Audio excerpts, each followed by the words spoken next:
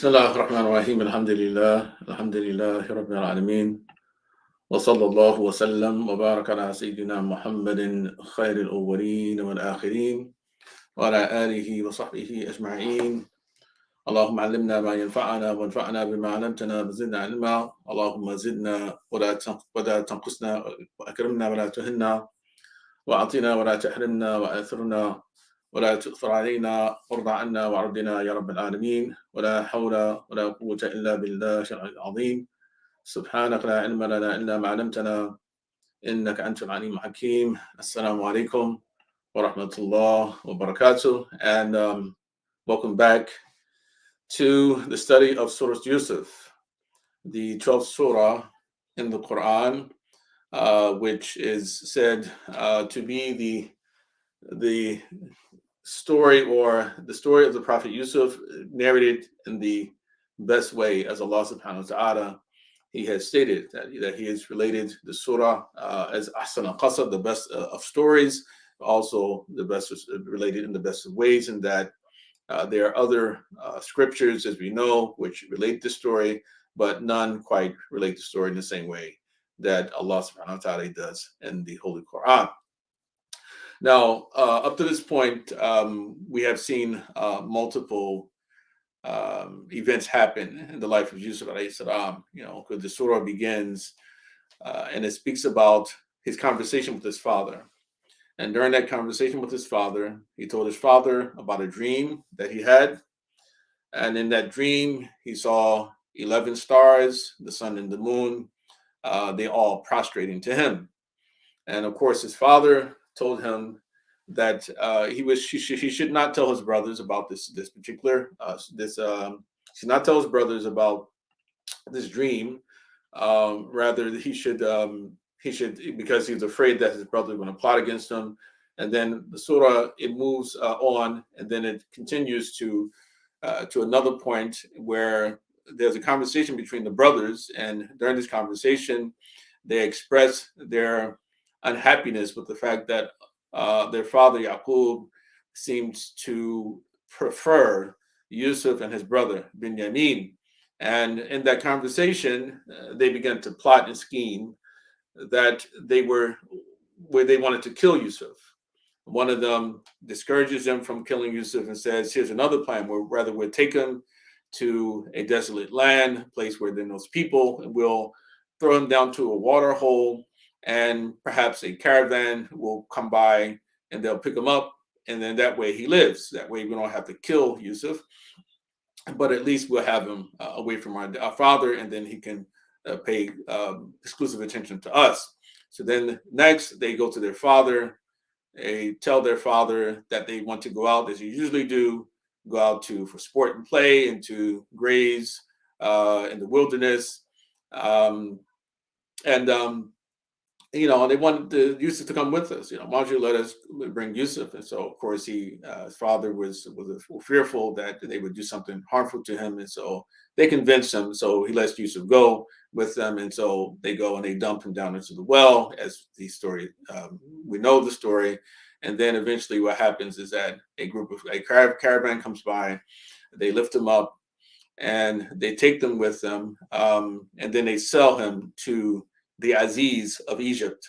So the Aziz is a title. And Aziz in the Quran is utilized, that term is utilized as a title. It's not a name of anyone.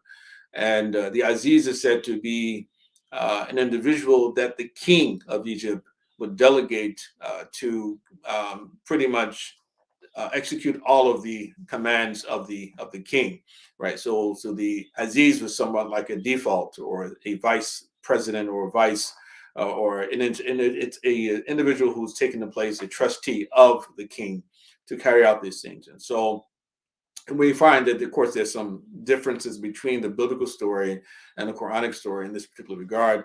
The Quran doesn't say specifically what the Aziz's function was, but in the Bible, he was given command over all of Egypt. And in particular, he was sort of like the captain of the guard. He was captain or chief in charge of the prison. And And so he had great power, right? So the Aziz, he buys Yusuf, and when he's young enough to think about him, considering taking him as a son, or utilize him in a different fashion. And so what he does is he turns him into a slave, and he places him in the charge of his wife. In the Bible, Yusuf actually is placed in charge of everything in the king's or the Aziz's, the grandee's, his palace or his estate. So Yusuf's in charge of everything, of protecting it, of keeping it clean, et cetera, et cetera. So a great responsibility that was given. Yusuf was given that great responsibility. And so while he's in the home, eventually grows up, becomes very attractive.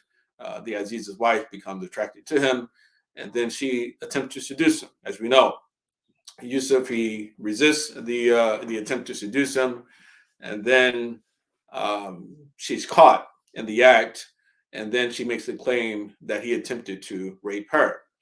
Now, the Bible, the biblical story, it mentions that fundamentally, when she's actually trying to entice Yusuf over a number of days, and Yusuf continued to reject her, say, "No, I can't do it. You know, this is, of course, I'm responsible for everything, and my master has given me this responsibility and told me that I can have access to everything except for you. You're his wife, and so that would be a betrayal of the trust that has been given to me."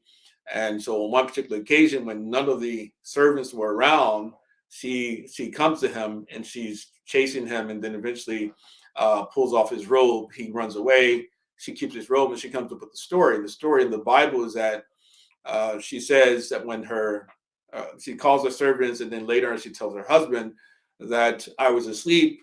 Yusuf came into my room.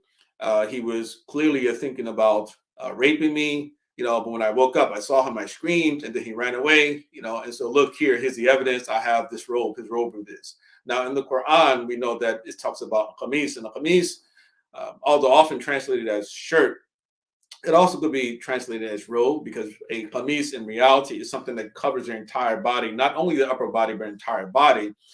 But in the Quranic story, it talks about the cloak or the shirt being torn, right? And so, as opposed to it simply being found and displayed as evidence of the attempted rape on the part of the Aziz's wife, right? So we want to begin today from that particular point. We stopped right when the Aziz, he in a member of the woman's household, or they said it's her cousin, and according to the strongest opinion, that her cousin basically came up with this idea that, okay, well, if we observe his clothing, his garment, if his garment happens to be torn from the front, then that in itself is a sign that he was pursuing her.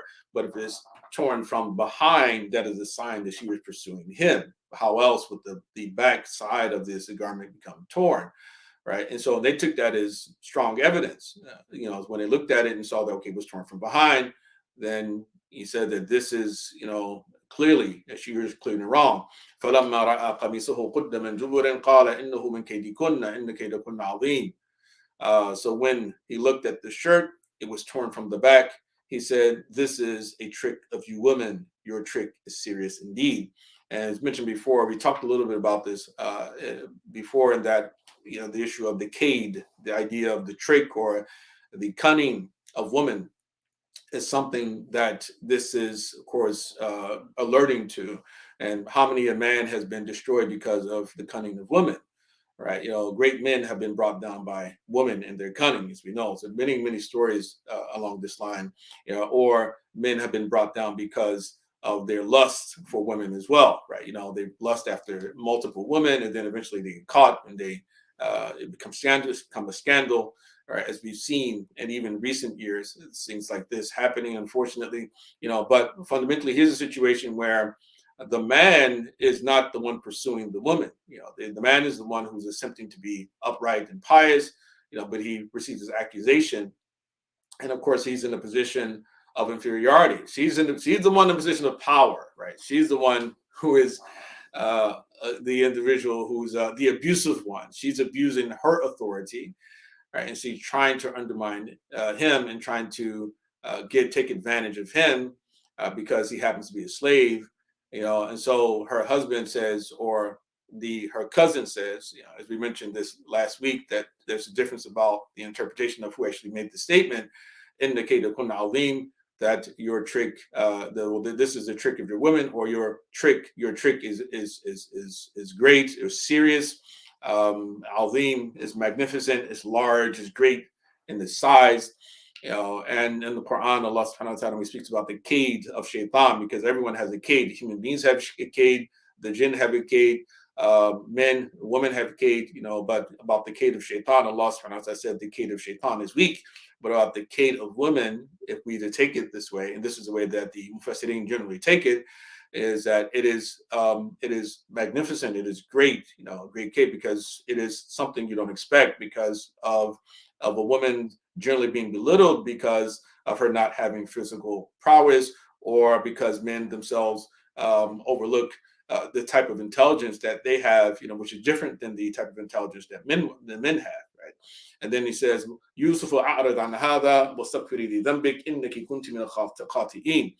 Joseph turned away from this, meaning he wanted Yusuf alayhi salam to not speak of this, right? In other words, it's said that fundamentally the problem, we would say, or the virtue, right, of the Aziz is that he was an individual who lacked ghaira, that he was lacking in genuine or loving care or concern for his wife. He wasn't a jealous man, right? This is one thing that's said about him. So this is basically, instead of him punishing his wife in some particular fashion, he basically tells Yusuf, just don't bring this up. Listen, leave it alone. Don't talk about your innocence, or even talk about the topic itself. And his wife, seek forgiveness for your sin. See, that it was you who were in the wrong. So one opinion, like I said, is that the Aziz is just simply an individual, a man who didn't really care so much about many of the things that his wife would do, or just he allowed her to get away with a lot of different things because he lacked the ghaira, right? And so, or that he or she was able to control him and manipulate him, right, because of his attachment to her as well, right? So he would overlook things, right? He was so much in love with her, he would overlook things. Another thing that's said about him, or another way this is interpreted, is that the reason that he did not punish her, other than to say that you should seek forgiveness for your sin, is because he was a very forbearing man. He was Hadim, right? So in other words, that he was understanding, right? In that sense, that he understood that Yusuf was a special person, that he was unlike other men, that he had a beauty that no one had ever seen before, right? And his wife being left alone with him was a source of fitna. So the Aziz himself was really basically saying, listen, I get it. I understand it. If it was me, I probably would have done the same thing, right? Therefore, don't worry about it. Just seek forgiveness, right? Ask for forgiveness for your sin. And of course, if this is the Aziz speaking, he's talking about ask Allah to forgive you, even though they believed in multiple gods. They were polytheistic people, right? But they believed in the creator God, right? They didn't believe in the afterlife necessarily, at least according to some Mufassirin. But he said, seek forgiveness of what you've done. That, of course, according to the interpretation that says it was her cousin saying this to her, then what he means by ask forgiveness for your sin means ask your husband, ask the Aziz to forgive your sin. Because it was you who were in the wrong, right? So that's what we stopped last week. Now today we're going to begin with these set of verses, right? Verse 30, where Allah subhanahu wa ta'ala, he says, well, by way of translation, woman in the city said, the wife of the grandee is trying to seduce her manservant. He has infatuated her. We see she's in obvious error. Now, when she heard of their cunning, she sent for them and prepared them a banquet. She gave each of them a knife, then told Joseph to come out before them. Now, when they saw him, they praised him, and they cut their hands, and they said, God forbid, this is not a human being. This is no less than a noble angel. وقال نسوة في المدينة امرأة العزيز تراود فتاها عن نفسه قد شغفها حبا إنا نراها في ضلال مبين. So women in the city, right? So the women in the city, it said the women in the city are reference to members of the elite, right? Or the wives of the elite, right? Some say the wife of, for instance, the cupbearer, who we're going to talk about later, and the khabbaz, the baker, among other people, the screener. A lot. So some narrations say it was about 5 of them. Some say it was 4. Some say there were more than that, about 40 women. And all eventually who she eventually invited to her home. But there are women in the city who are complaining, right? So let's comment a little bit on the Arabic here too, for the benefit of those Arabic speakers. Interesting here is that niswa, which we call it, is a feminine word, means women, right, is modified by the singular plural. Qala niswatun. Usually we say qalat niswatun fil Medina, right? But the ulama say that the reason that the ayah begins with qala as opposed to qalat is because the word niswa, although understood to be a plural, is actually a singular word of plurality. Ismun mufrad li jama', right? In other words, it's almost like a genus word, right?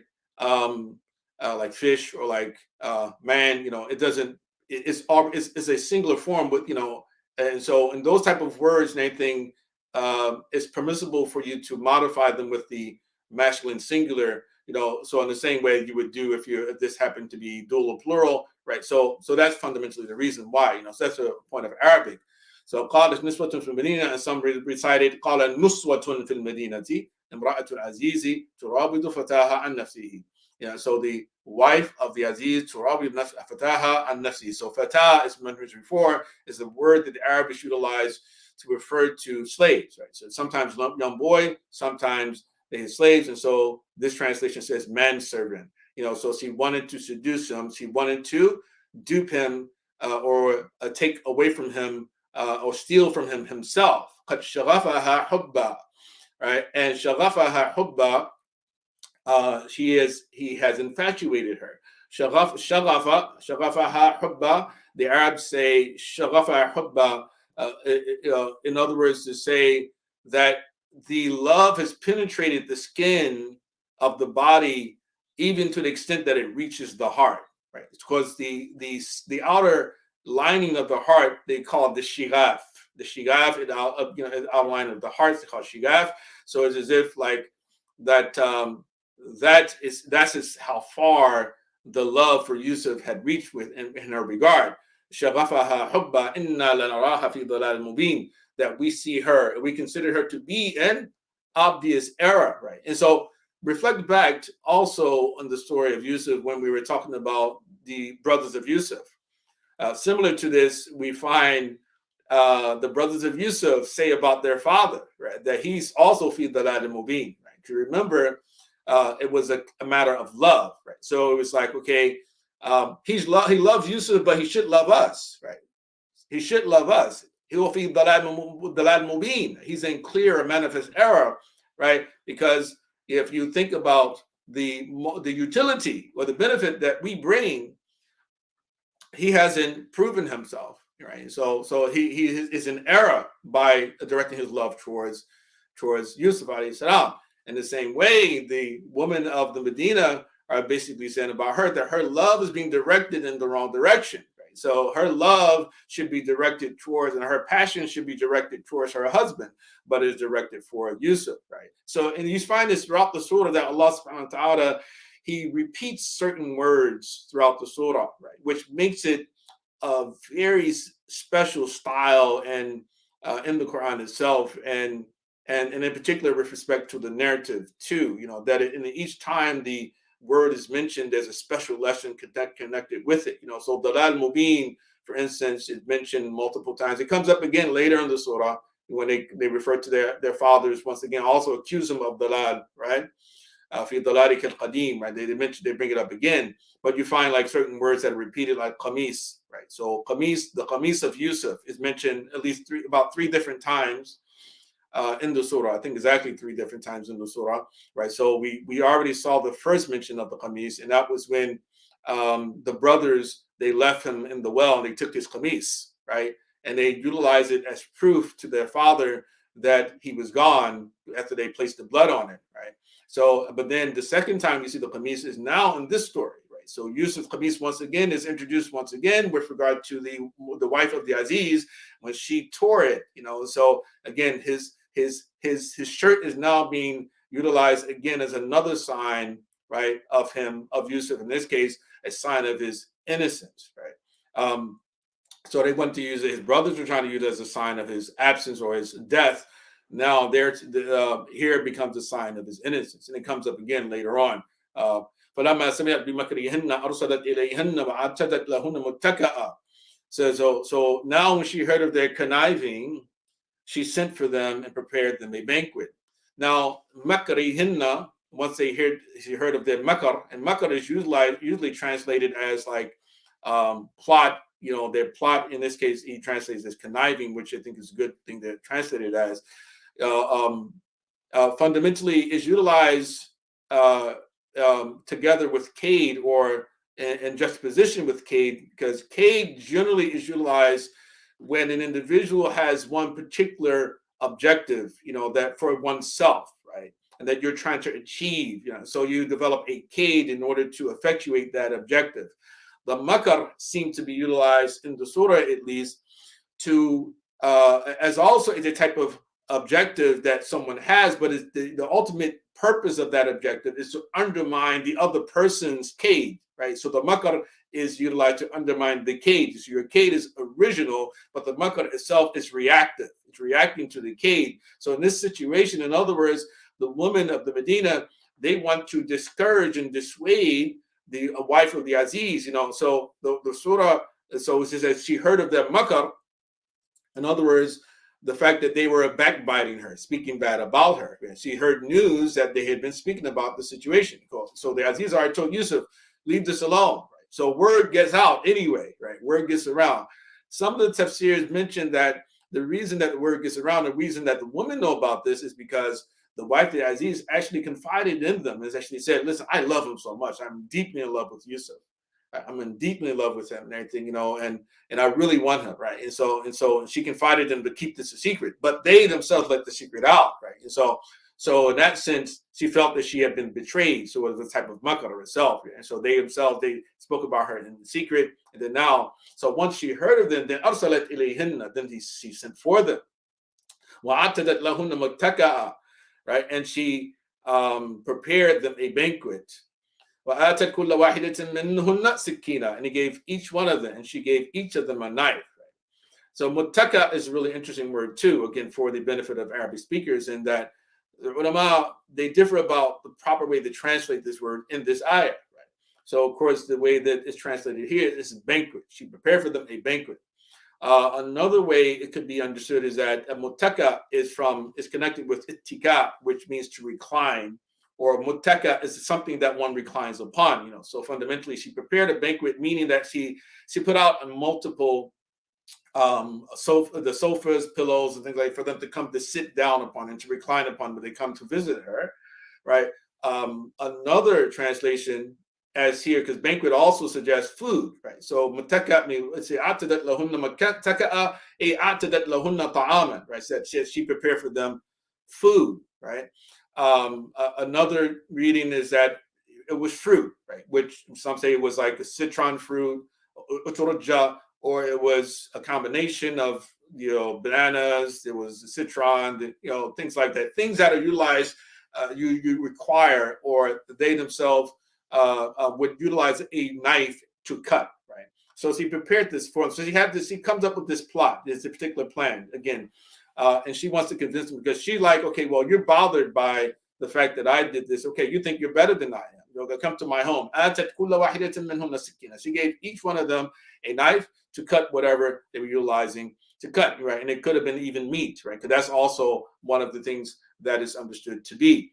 And she said to Joseph, she says, to come out before them. She told Joseph to come out before them, right? So in other words, they're all reclining, they're cutting their food or their fruits, right? And then Joseph comes out, right?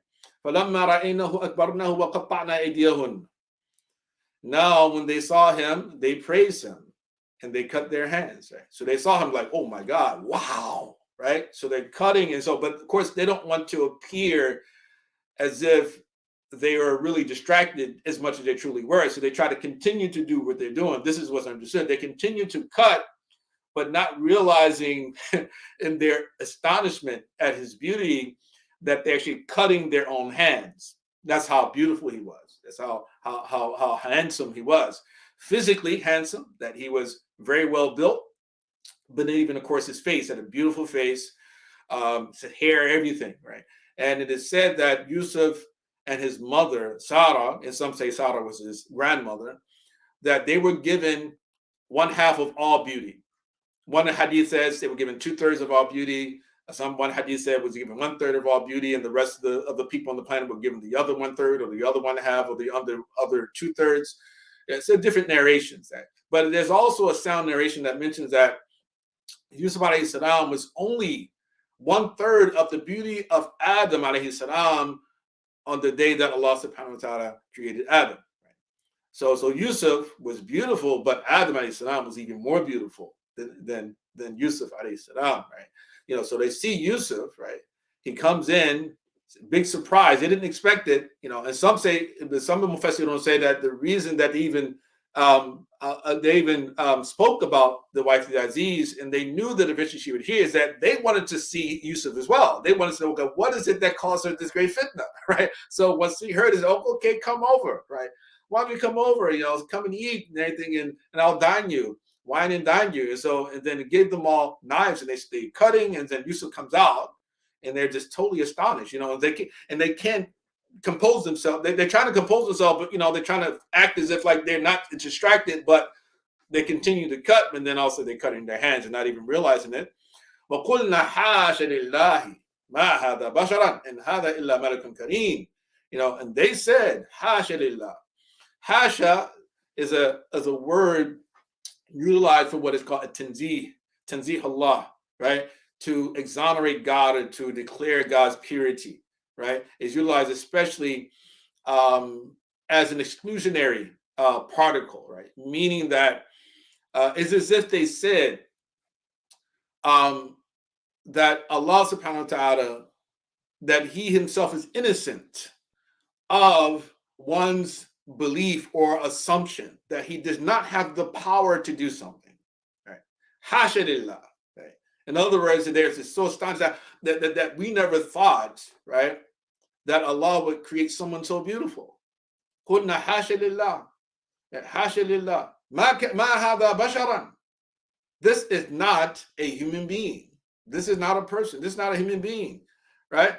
And basharan is mansub, because ma in this situation is laysa, is min akhawati laysa, is as if he said laysa hada bashara, right? So this mansub, according to the Hijazi dialect, this is not a human being. In hada illa malakun kareem, that this is no less than a noble angel, right? In other words, in response to their nature and the human tendency to ascribe the greatest form of beauty to angels, they say, hey, well, he can't be a person because we've never seen anyone so beautiful. He has to be an angel, right? Of course, they knew it was a person, but it's like, well, they were so astonished by it, they said, this is an angel, right? This is an angel, right? And we just, in the same way that as we assign the most ugly of appearances to demons, to shayateen, right? In the same way, so that's part of human nature to do so, right? So they decide that, that of course this is really such an amazing thing, right? And they're just really taken aback by this whole experience. And what's interesting here is that Imam al-Razi, Fakhruddin al-Razi, rahmatullahi alayhi, he has a very interesting take on this, like why they responded this way. Because most of the Mufassirin, going back to Imam al-Tabari, they said that the reason they responded this way was because of his physical beauty only, right? They never mentioned anything about, according to Imam Razi, they don't mention anything about his particular addition, right? Which I'm going to share right now. So he says the reason they they exclaimed that he happened to be an angel was because despite his beauty, when he walked into the room, and they're also beautiful women, right? They're beautiful women. These are not ugly women, right? These are beautiful women too. He walks into the room. He walks in the room. He's very dignified. He lowers his gaze. He's not affected by their beauty, right? He continues to do his work. You know, he doesn't feel right overcome with lust, right? And so he says that because of that, right, and the fact that women, especially beautiful women, are constantly looking for attention. That this is a man who actually not only physical beauty, he's not paying us any attention, but also he's very dignified, he's being respectful. He's not, noticing our physical beauty at the same time. And this is like angels. With angels, according to the dominant viewpoint, is that angels don't have passion.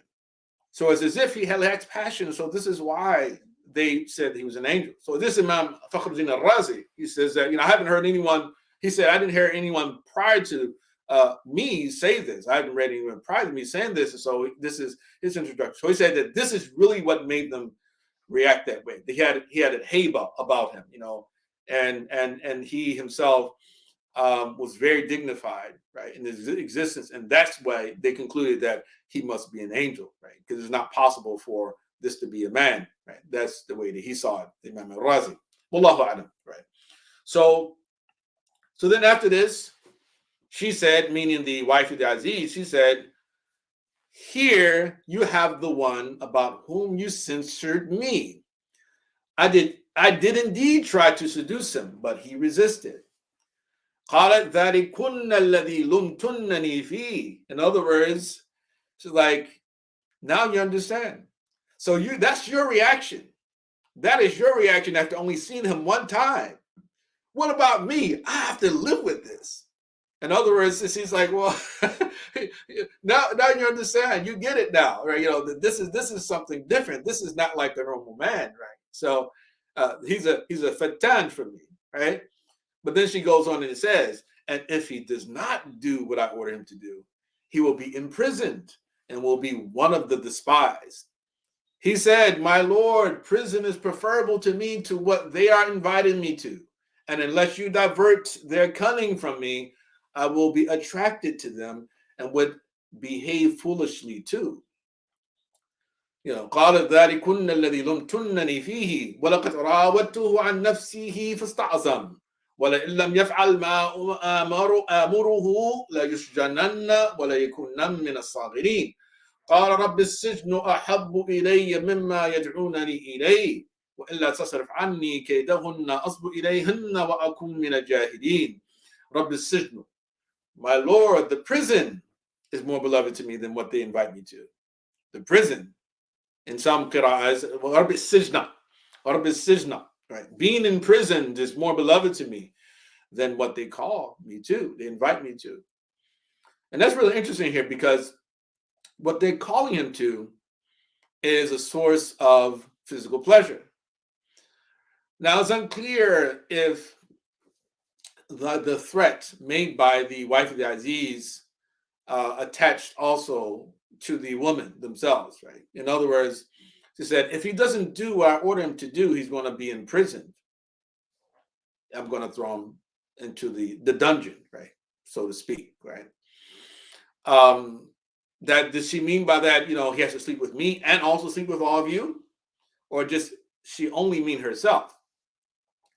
The Tafsir actually goes on to say that one of the other reasons, potential reasons, this is Imam Razi again, so he says that one of the benefits of actually having all of the women carry knives in their hands when Yusuf comes into the room is also a source of intimidation, right? In other words, to make Yusuf think that if he doesn't do what she tells him, that they're going to kill him as well, right?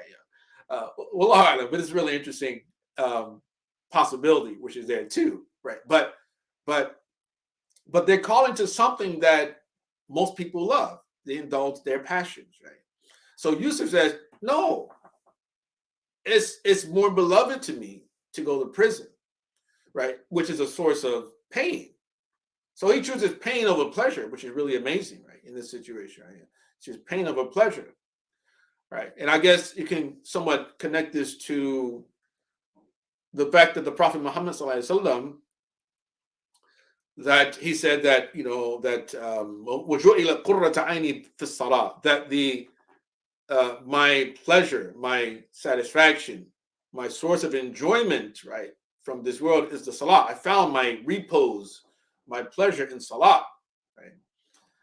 And so salah itself, and we know the hadith about how he would stand at night for so long that his legs would swell, his feet would crack, right? And then, of course, Sahaba, they complain about it. Why do you do this when you know that Allah subhanahu wa ta'ala is already, He's forgiven you? You can only do that if you actually enjoy what you do, right? And so he becomes so focused, so immersed, right, in his communing, his communication, his communing with Allah subhanahu wa ta'ala, that he even forgets about his own body, right? And the harms that are coming to his own body, right? Yeah. So as a prophet, Yusuf alayhi salam similarly said, he's like, well, send me to prison, send me in jail. If that's what you tell me, if that's the alternative to this, yes, let me go to prison. And there's a hadith of the Prophet Muhammad sallallahu alaihi wasallam, famous hadith, we all know about it, but it mentions Sab'atun yudhilluhu Allahu bidhillihi yawma la dhilla illa dhilluh, that 7 people who will be given shade on the day that there will be no shade other than God's shade. And among the 7 he mentions is رَجُلٌ دَعَتْهُ إِمْرَأَةٌ ذَاتُ مَنْصِبٍ وَجَمَالٍ فَقَالَ إِنِّي أَخَافُ اللَّهِ, that a man who is invited by a woman who is beautiful and she's rich and she wants to be intimate with him, and he says, I fear God, right? And that's Yusuf alayhi salam. We know that, right? And anyone else who does the same thing, who actually chooses Allah over sin. وَإِلَّا تَصْرِفْ عَنِّي كَيْدَهُنَّ أَصْبُ إِلَيْهِنَّ. And then he goes on and he makes an indirect prayer to Allah, saying to him that unless you divert their cunning from me. So again, they're kaid here. So again, they have a goal, right? And perhaps their goal is, as I mentioned, is to help the wife of the Aziz get what she wants. Or it is for them also to be included in that sexual gratification, right? Somehow. Maybe they take turns, right? One different days, whatever it is. Maybe we don't know for certain, right? But he said, if you don't divert from me their cunning, I will be attracted to them. Here he's acknowledging that there's no might, no power except for Allah subhanahu wa ta'ala. And he pleads to God, right? Indirectly, if you don't help me, I will be attracted to them. And then I will behave foolishly as a result of that. Because a jahil, in this case, the fool or the ignorant person, is an individual, not only a person who doesn't know something, but a person who doesn't act according to their knowledge. It's like the Johar Maknoon, the text on Balagha, he mentions, and sometimes the knowledgeable person is given the same ruling as the ignorant person if he doesn't act upon what he knows. So the jahil, that's one meaning of jahil. It's going to be translated, understood this way. This is what Yusuf meant by it. Alayhi salam. Could be what he meant by it, is that, that by me actually giving in to their demands, I'll be classified as a jahil. But it also could mean something else, because al-jahl in the Arabic language, most of the time when we think of antonyms, jahl, the opposite of jahl is actually al-hilm, right? Is forbearance, right? In other words, to remain composed when challenged, when being insulted, etc., right? So in other words, I won't be a forbearant person if I do so, right? I'll be, I won't be a temperate person, a person of temperance. I'll be the opposite of that, an individual who a lustful person. فَاسْتَجَابَ لَهُ رَبُّهُ فَصَرَفَ عَنْهُ كَيْدَهُنَّ إِنَّهُ هُوَ السَّمِيعُ الْعَلِيمُ. So his Lord answered him, diverting their cunning from him, for God is the all-hearing, the all-knowing. So in other words, Yusuf, he didn't go to prison, and Yusuf also didn't have to indulge their passions. ثم بدا له من بعد ما رأوا الآيات لا يسجننه حتى حين. Then it occurred to the men after they had seen the signs, that they should imprison him for a while. Excuse me. So the men, so in this situation, right? So again, he tells Yusuf, leave it alone, don't bring it up. Women are talking about it. Word's getting around the city. Causing is a source of dishonor, not only for the wife of the Aziz, but more importantly from the Aziz himself. His wife already threatened Yusuf, right? If you don't do what I say, you're going to jail. And so she's able to convince her husband, apparently, to put him in prison. She's the wife of the Aziz. Send him away. And this is what happens. ودخل معه السجن فتيان قال أحدهما إني أراني أعصر خمرا وقال الآخر إني أراني أحمل فوق رأسي خبزا تأكل الطير منه نبئنا بتأويله إنا نراك من المحسنين.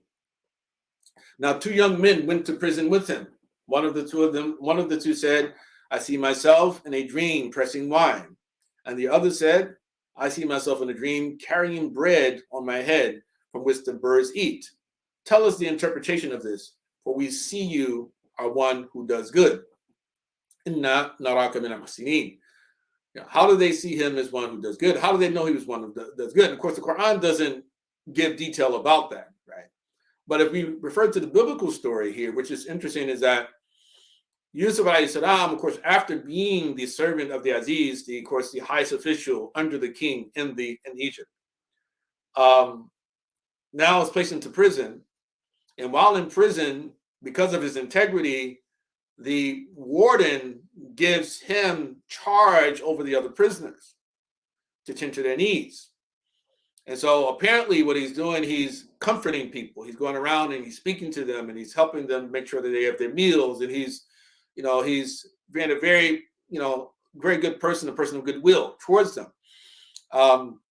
Perhaps he's even listening to their dreams. Maybe they're dreaming and, he's also interpreting their dreams. So these 2 men who enter the prison with him, they have these dreams and they say that, we consider you to be a good man. Please tell us what this dream is. Now, the backstory is this, is that according to the Bible and the Tafsir, because the Tafsir largely is borrowing from, of course, the Israeliyat. So fundamentally, what the Tafsir says is that these 2 men, one of them was the king's baker, right? So not the Aziz, the king is, of course, over everyone, but the king's baker and his cupbearer, right? He would keep the king's cup. When the king wanted to drink something, he would hand the king his cup. Of course, that's an individual who made sure that the king didn't poison, etc. Right?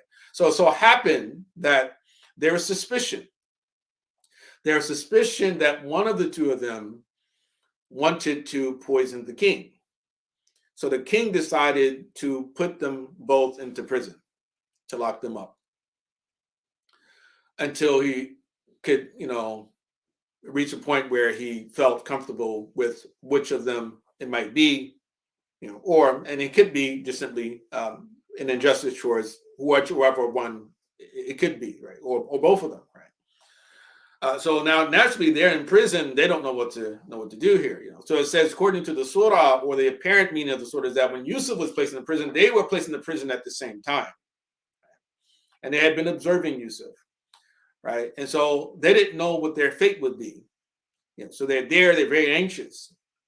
One of them has a dream about pressing wine. According to the biblical version of the story, is that he says that he saw a vine, and on that vine, 3 branches had grown from those 3 branches, and then immediately, in a very short time, they budded, and then they turned into grapes. And he had the king's cup in his hand, and so he took those grapes and he started to squeeze the wine into that cup. The other one, he said that in his situation, he was carrying 3 buckets or 3 baskets over his head, and each of them had food. Each of the baskets had food in it, and the birds were flying over his head, and they were taking food and eating it from those baskets as he was walking. And they were worried that these dreams pretty much were sort of premonitions for the future, what might happen to them, but they didn't fully understand exactly what they meant. So okay, well, let's ask a righteous man. He may be able to tell us something, or at least he may at least be able to comfort us. So Yusuf, he tells them, the first man, with regard to the wine, he says that, those 3 vines or 3 branches that grew on that vine, they represent 3 days.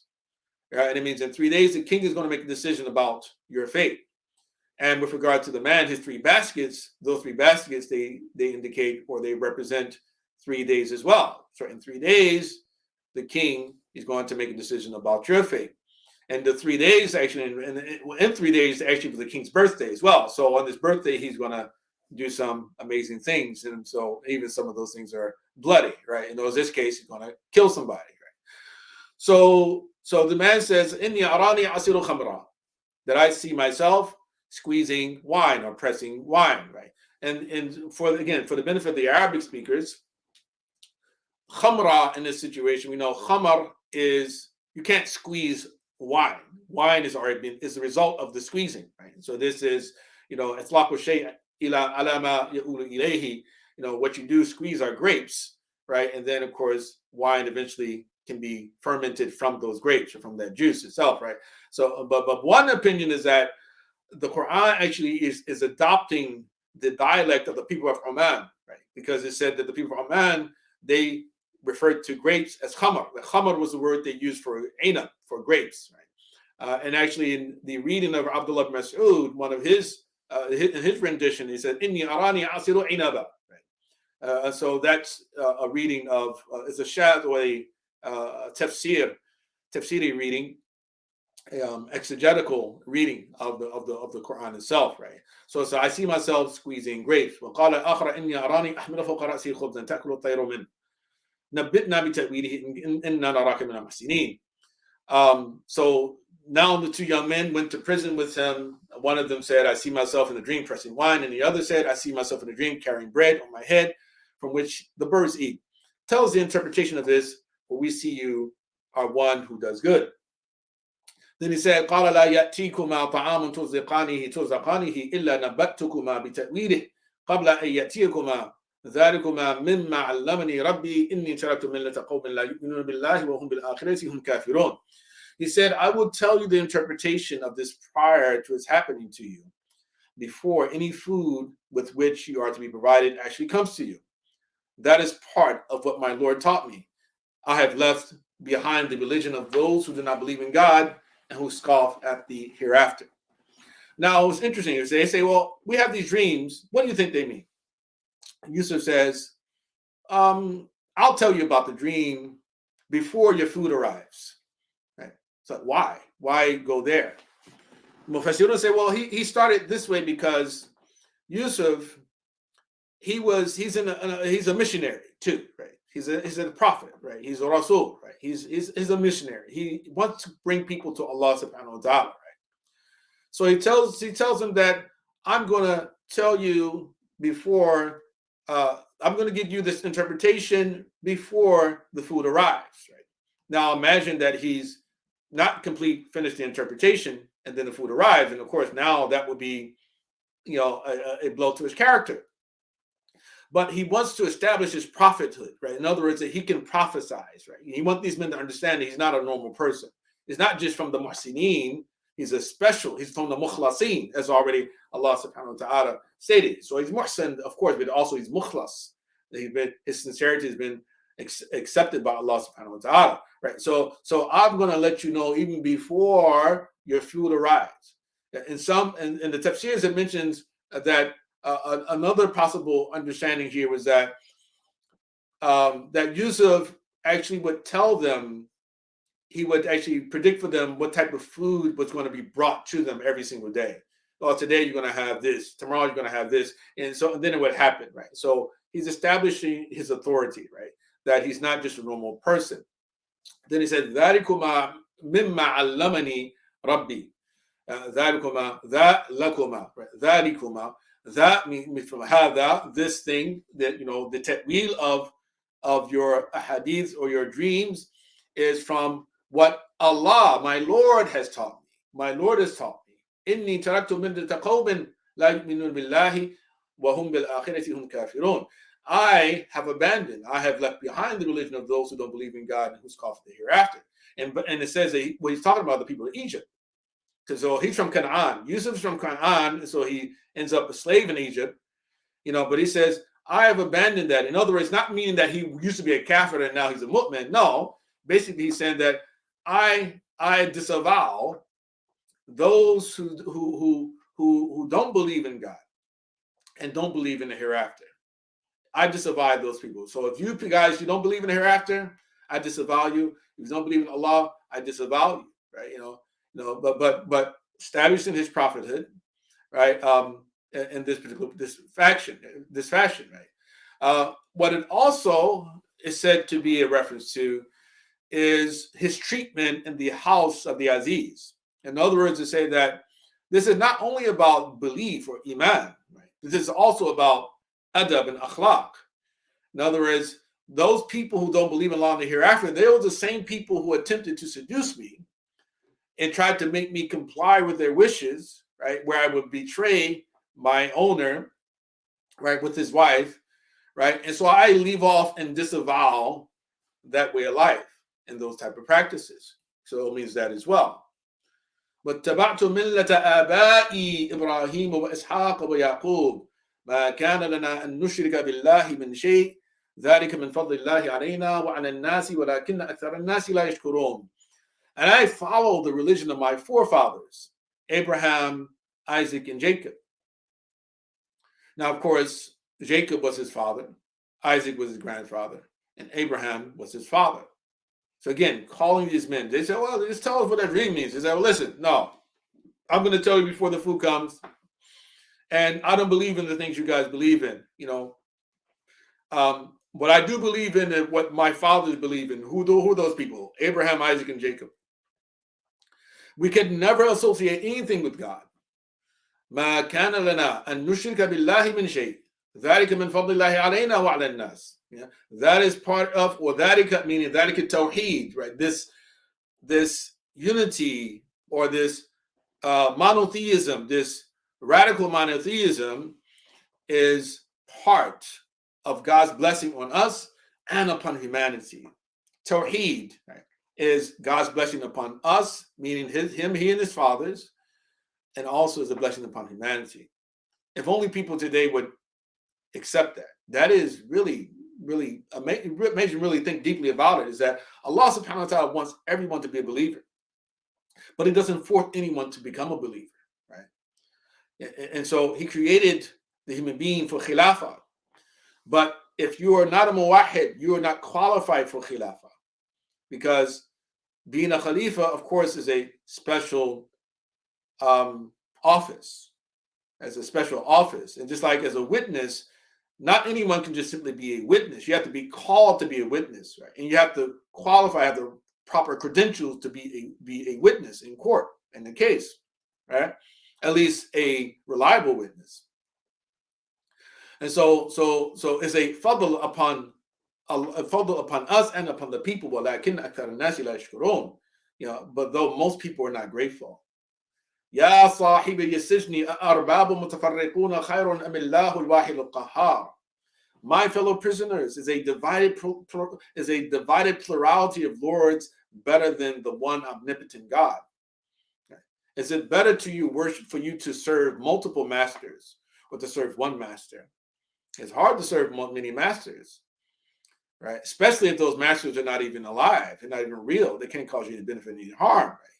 But he says, is it better? Is the plurality better or one?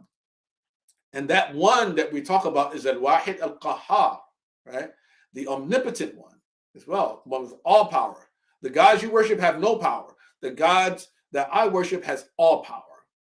ما تعبدون من دونه إلا أسماء سميتموها أنتم وآباؤكم ما أنزل الله بها من سلطان إن الحكم إلا لله أمر ألا تعبدوا إلا إياه ذلك الدين القيم ولكن أكثر الناس لا يعلمون. So whatever else you worship is nothing but names you have designated yourselves, you and your ancestors, for which God has sent down no authority. Note that the judgment is entirely up to God, who has commanded that you worship nothing and no one else. That is the true religion, though most people do not know. So that you only worship a bunch of names. In other words, these idols that you create with your own hands, of stone or wood or food, whatever it may be, that you yourself have brought these things into existence. You have assigned them godly power, godlike power. But because realities precede their designations, you're actually worshiping something that has no reality to it. In other words, thinking about it like this, the continent of Africa existed before it was called Africa. And then so the designation came after the reality was established, right, that Africa exists. But basically, you're actually saying that there are multiple gods, there are many gods. But when did they, when have they ever existed? They don't exist. You just made up some names and attached them to some lifeless things. Right? That's all you worship, right? And he says, and note that the judgment is entirely up to God. In al-hukmu illa lillah. Allah, He's the one who gets to decide who's a God and who's not. He's the one who gets to decide what you worship and the way you worship. And what He has ordered, amara alla ta'budu illa iyah.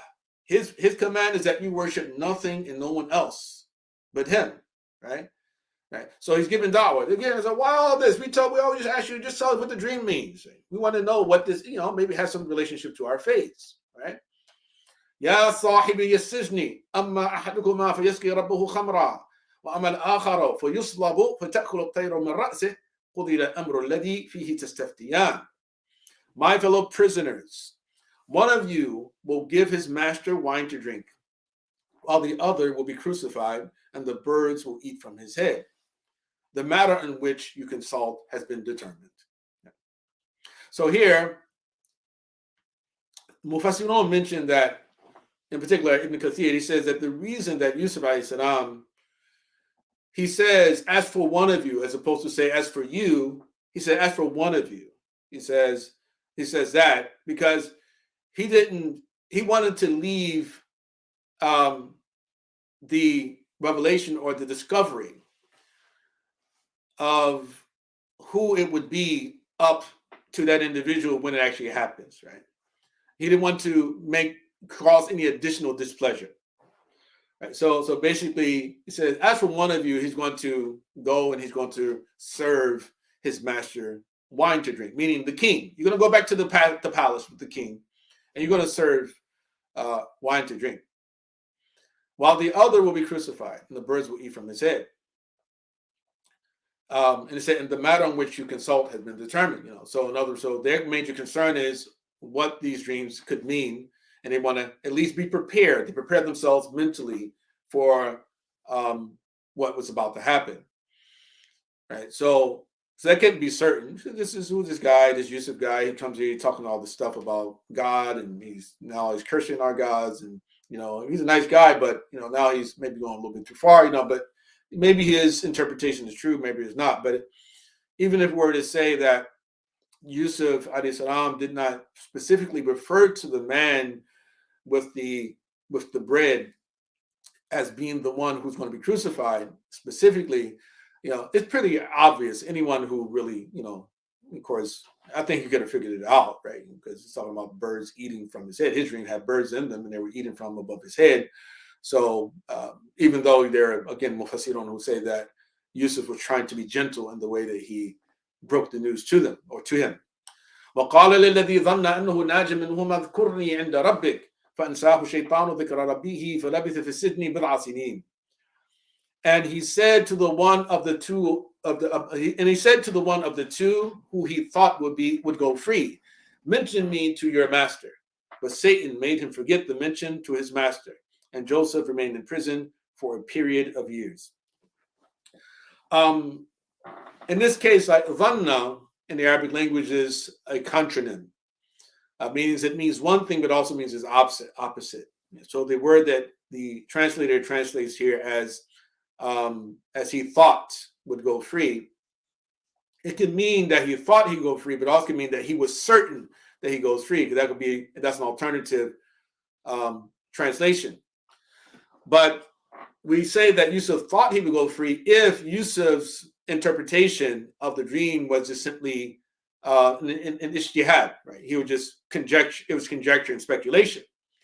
But if we say that Yusuf's interpretation of the dream is from wahi, it's from direct revelation from Allah subhanahu wa ta'ala, then the proper way to translate dhanna in this case would be to be certain. The one he was certain would go free. And he says, mention me to your Lord, udhkurni inda rabbik. Mention me with your Lord. And for his Lord, it means that the king. Mention me to your king. Describe me to the king. Let him know of my plight, right? So they can bring me out of prison. Right? But then Shaitan, he made him forget the mention of his master. Now, now what's interesting here is that in the Tafsir, there's some debate related to the pronouns. That Shaitan made him forget. Made who forget? Did it make the man forget, or the cupbearer, or did he make Yusuf forget? Right? They made him forget to remember his Lord. And his Lord, does he mean the king? Does he mean Allah subhanahu wa ta'ala? If we're talking about Yusuf being made to forget, then it means that the Lord is Allah subhanahu wa ta'ala. But if it's a reference to the man, then it means that Shaitan made the cupbearer forget to make mention of Yusuf to the king. Right? Now, the interpretation that says that it was Yusuf who was made to forget basically argues that that Yusuf forgot Allah subhanahu wa ta'ala in that moment. In other words, instead of him asking the man, he should have asked Allah subhanahu wa ta'ala. Yeah. It's not to say that asking others for help is itself a problem for the average person, but that for a prophet, according to, of course, the mainstream teachings, it can be seen as being problematic, because the prophet here is here to give da'wah, to call people to Allah subhanahu wa ta'ala. And if the prophet is appealing to a king or someone in authority to help them, then that individual in authority may respond and say, well, I thought this person had a God. I thought your God was powerful.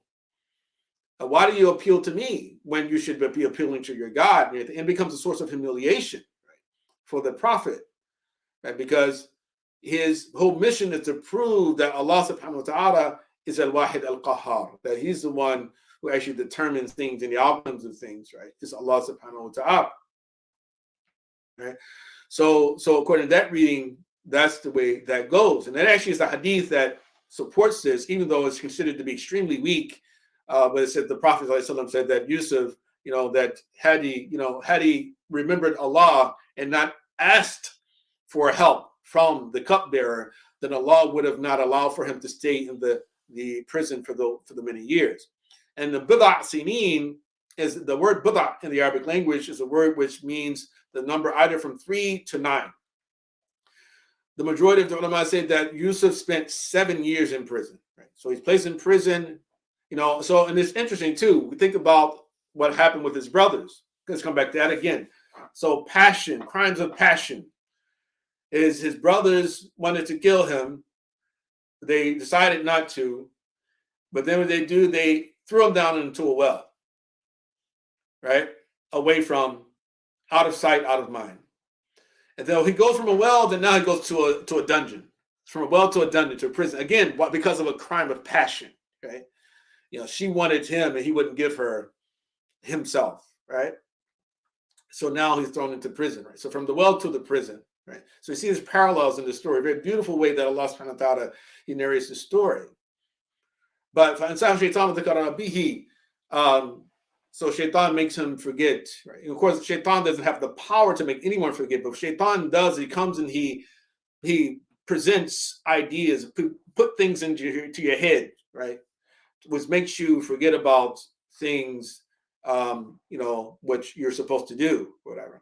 Right, but he doesn't have the power. He doesn't have the power in your brain to actually cut off your memory. Right? But Allah subhanahu wa ta'ala has that power only. So this itself is even a metaphor when it talks about this. If we were to take this to mean that Yusuf was the one who was being made to forget. Now, many of the ulama are actually inclined in the other direction. They feel that the other direction, the other interpretation is the stronger one and more befitting one, which is to say that Shaitan made that man forget to remind his Lord. And so Yusuf, he remained in there for many years. وقال الملك إني أرى 7 بقرات سمان يأكلهن 7 عجاف و7 سنبلات خضر وأخرى يابسات يا أيها الملأ أفتوني في رؤياي إن كنتم للرؤيا تعبرون. The king said, I see 7 fat cows, which 7 lean ones devour, and 7 green ears of grain, and others that are withered. O chiefs, advise me about my vision if you interpret visions. So again, this is similar to the biblical story, and that fundamentally the king has a dream, and in the Bible he has 2 different dreams, not a single. The Quran gives the impression that this is one dream. In the Bible, there are 2 different dreams. And so the first dream he has is about the cows. He's at the Nile River, and then a group of 7 cows, fat cows, very healthy, they come out of the Nile River, and then after them, these lean, ugly other 7 cows, they come out of the Nile River. They're standing there, and then all of a sudden, the lean, ugly cows, they pounce upon the fat cows and they eat them up. So he wakes up, doesn't know what it means, but then he goes to sleep another night, or perhaps the same night. I can't remember exactly, but there's a different dream. There's a second dream, and in the second dream, he sees 7 ears of grain. They're very healthy, they're green, they're growing in their normal fashion. Then all of a sudden, from the same stalk grows out 7 ears, right, from the same stalk, and they are withered and dry, and they eat up the green, healthy ears of grain. Then he wakes up again, and this causes him concern. So what does he do? He sends word out into the kingdom. So bring me all the wise men of the kingdom, to see if any of them can tell me what this means. And they come, and he tells them what he saw. They're unable. They're just like, well, I don't know. I don't know what this means at all, Your Majesty. I don't know what this means. And then at that moment, because remember, the cupbearer, he's still in the presence of the king. The cupbearer, he remembers at that moment, and so he said, Yusuf, he would know. And he remembers, I was supposed to tell the king about his situation. So this is now he takes the opportunity and he tells the king about Yusuf and his plight, And so he sends him to Yusuf, and Yusuf, and we'll see the Quranic version of that. The biblical version is that the king sends for Yusuf, brings him out of the prison at that moment, and then he tells Yusuf the dream, and then Yusuf tells him what happens, what the dream is about. But in the Quranic story we see is that instead of him speaking to the king, he speaks to the cupbearer. Right? So the king has this dream. So again, he speaks to his wise men, and they say a jumble of dreams. We do not know how to interpret dreams. Adghath is a plural word, which the singular of is dighth. In the story of Ayyub alayhi salam, where Allah subhanahu wa ta'ala says, take from it a dighth, a bundle, right? So a dighth is like an arbitrary collection of plants or flowers, right, that are placed into a bundle, right? So fundamentally, they tell the king that your dreams are nothing more than a bundle, right, or a mixture of confusing things, of things that's thrown together that really none of them really have any meaning, right? And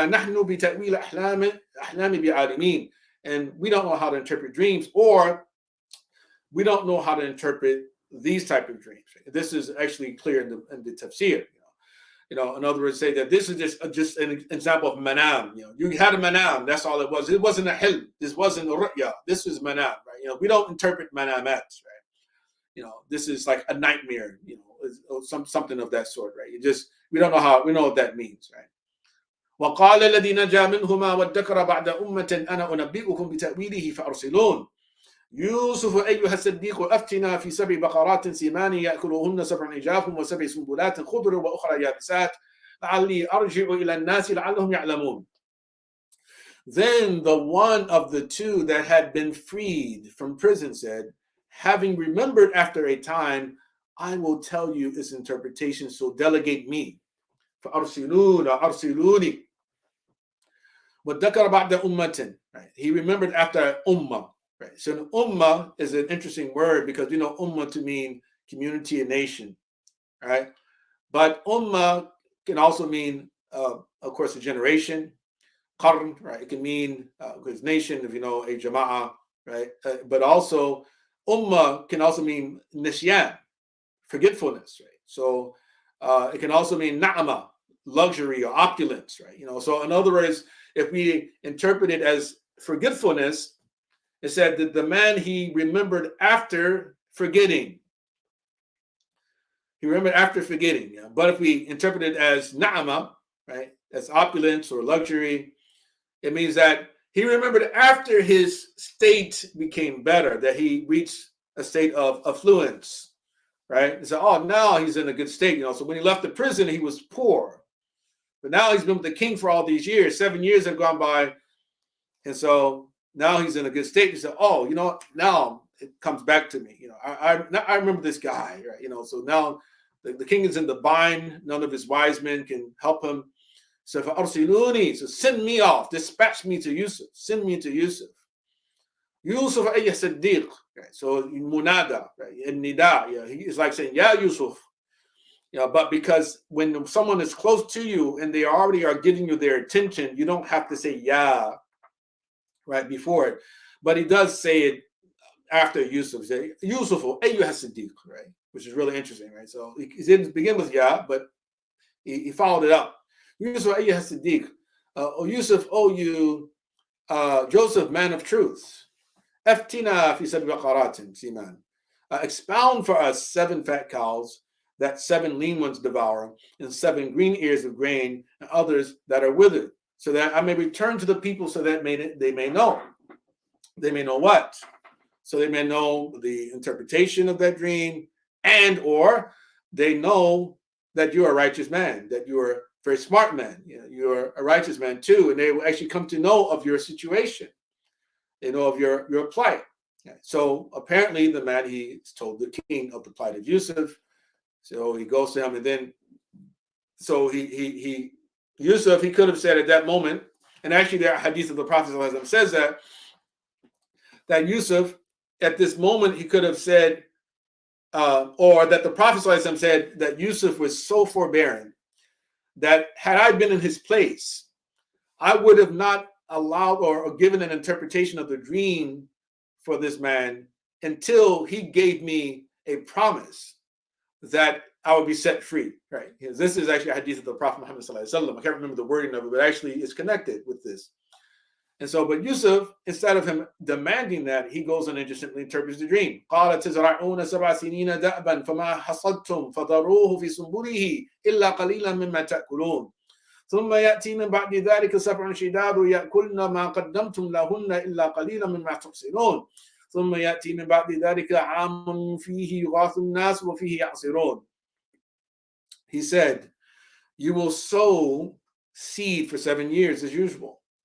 Leave what you reap in the year, except a little from which you will eat. تَزْرَعُونَ 7 سِنِينَ دَأْبًا. Right. So you sow, in other words, he's speaking, he's describing something. In other words, say, what you will do is this. But this is what we call al-khabara bi-ma'na al-insha, or it is a declaration or a description or a description with the meaning of a prescription, right? So in other words, so Yusuf is actually guiding or advising them on how to move forward. So you will sow for 7 years as usual. Leave what you reap in the ear, except a little from which you will eat. Then after that will come 7 hard years, which will consume the provisions you made for them, except a little of what you preserved. 7 shidad, right? So there'll come 7 shidadun yakulna ma qaddamtum lahunna, right? Right. So in other words, so up to this point, there has been a lot of opulence. There's been plenty of agriculture, plenty of food available for everyone, for a period of about 7 years. And so now Yusuf is predicting that very soon a very hard time is going to come, and that hard time of famine and drought is going to last for 7 years. Right. So fundamentally, he's basically telling them that, okay, well, in order for you to not starve to death, right? What you need to do is you take a portion of each harvest. You don't remove it from its the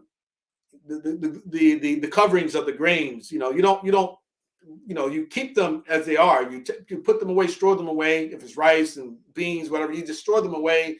You leave them inside of their space. Because if you take them out, then they're going to spoil quicker, right?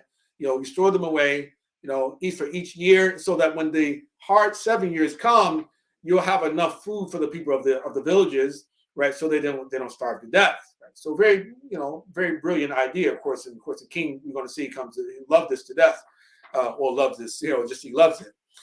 So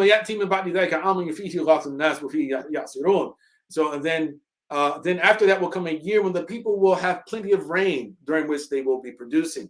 So yatim and ba'di dhaka amun. And the word am is really juxtaposed with the word sana or sinin. Sab'a sinin. Sinin actually is connected to the word for famine. A sana or sina, of course, is like slumber, right? And a sana or sinin is famine, right? So when you see the word sana, often it is a reference to not only just simply a year, but a time when there's a lack of food or a dearth of food, right? But the word am, which is also the word for year, is utilized to indicate that there is no longer famine. Right? And the people will be given grace during those years. And ghaith is a word for rain. Rain is be given for them.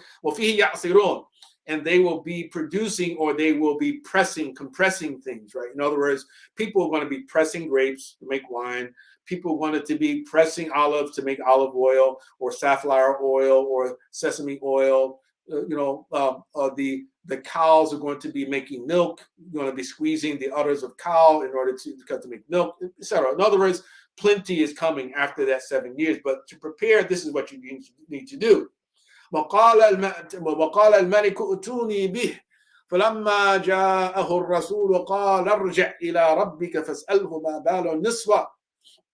ما بال النسوة اللاتي قطعن أيديهن إن ربي بكيدهن عظيم. Now the king said, bring him to me.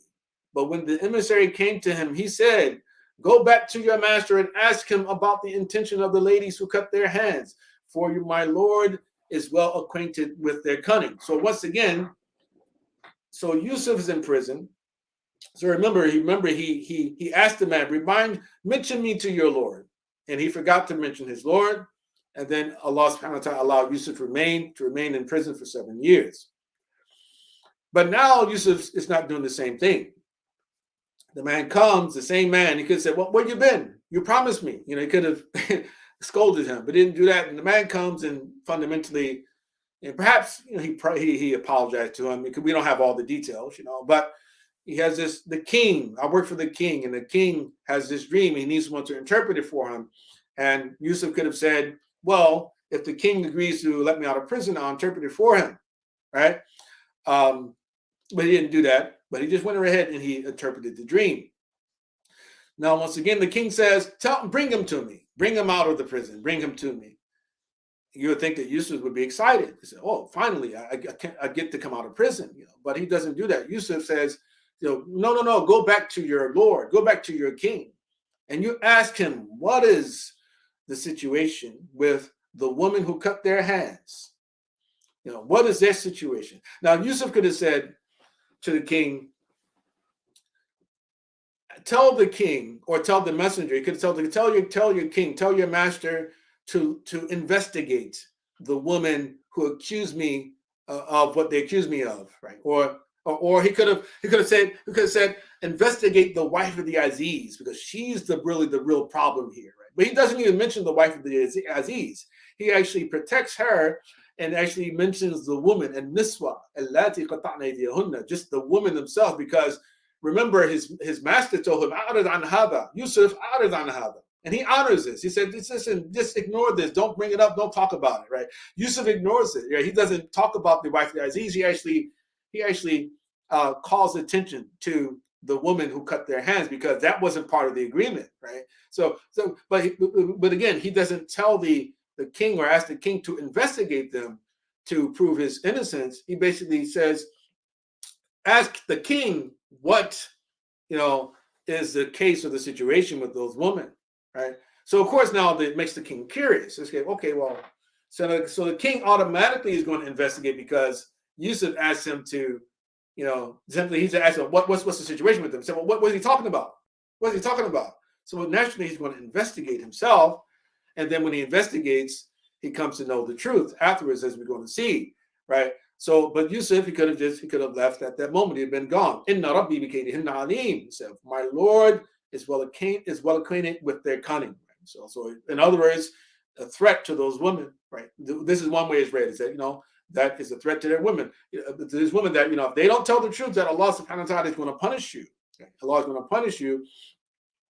Or it could just simply be a way, once again, to alert another person who is not a believer of a Lord other than himself. Inna Rabbi bikaydihinna alim, because naturally, of course, the king doesn't know what he's talking about. And so he says, my Lord knows about their kaid, knows about their cunning. They say, okay, well, what Lord is he talking about? Who's this Lord of his? Right? Is he talking about the Aziz? Well, why would he be talking about the Aziz? Aziz put him in prison. He can't be, except for if the Aziz knew about the situation, then why did he put him in prison still? Right? And perhaps it could be interpreted that way too. Maybe he means the Aziz. Aziz, he knows better, but he just dealt with injustice anyway, right? But ultimately, the strongest view is that Yusuf here is talking about Allah Subhanahu wa Taala. And then finally, قال ما خطبكن إذ راودتن يوسف عن نفسه قلنا حاشا لله ما علمنا عليه من سوء قالت امرأة العزيز الآن حصحص الحق أنا راودته عن نفسه وإنه لمن الصادقين. The king said, what business did you ladies have trying to seduce Yusuf? They said, God forbid. We knew no evil against him. The wife of the grandee said, now the truth has become manifest. I tried to seduce Joseph, so he was telling the truth. So, which is really interesting. So instead of him really taking an investigative approach, it's as if like he assumed Yusuf or dealt with them in a way assuming that Yusuf was speaking the truth. He could have asked you, did Yusuf actually do this to you or not? But he say, why did you do this to Yusuf? Now they could have just simply denied, said, no, because naturally, if someone's telling a lie, if you've been lied on, the usual reaction is that, you take great offense to it. What do you mean? What do you mean? But in this situation, they don't do that. So again, hasha lillah, Allah subhanahu wa ta'ala, he is purified above, right? Above whatever thing that we think, right? That he's not capable of doing, right? In this situation, he created a man who's so beautiful physically that the outer beauty is also a reflection of his inner beauty. We don't know any type of evil against him. It's nothing, right? Even the lowest type of evil against Yusuf, right?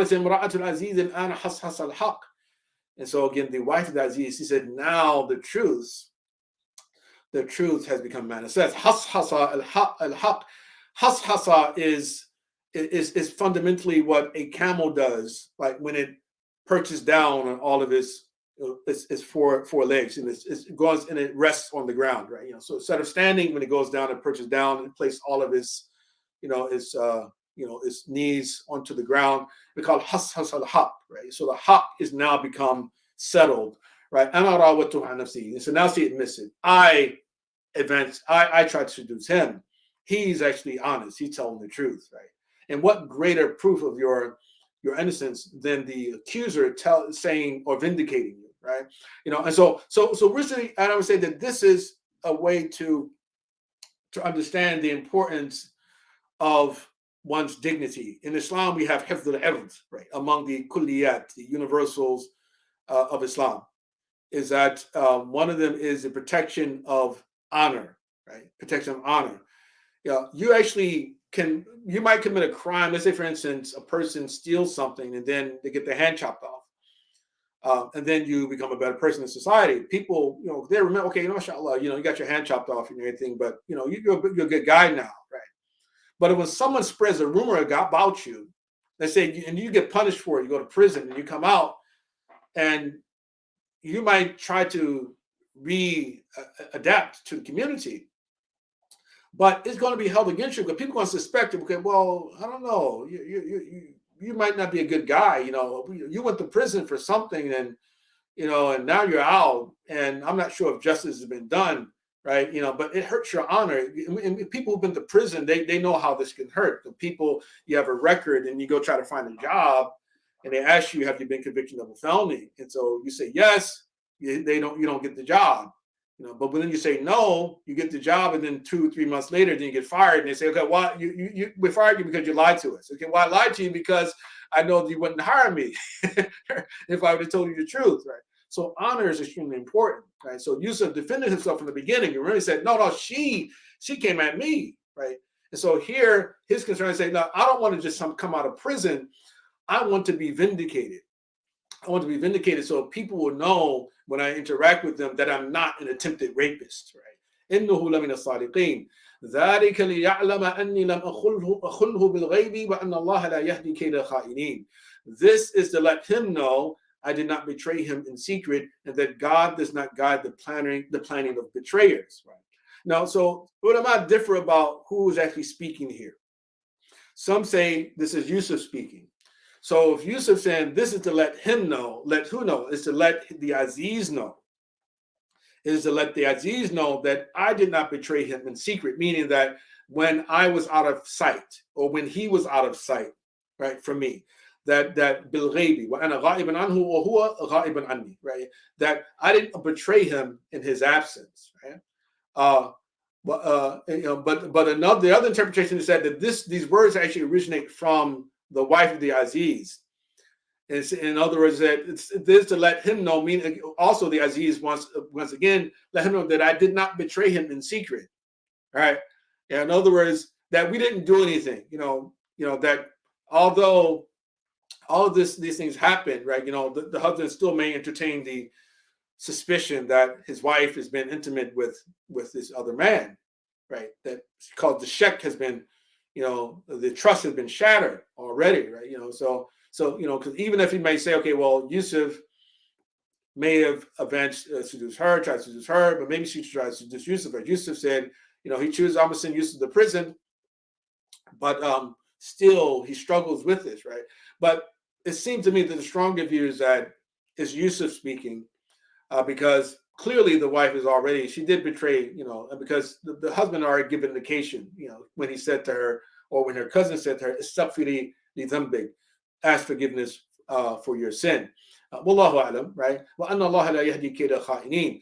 And so that he knows that I didn't betray him in secret, and that God does not guide the planning of betrayers, right? So this is Yusuf speaking.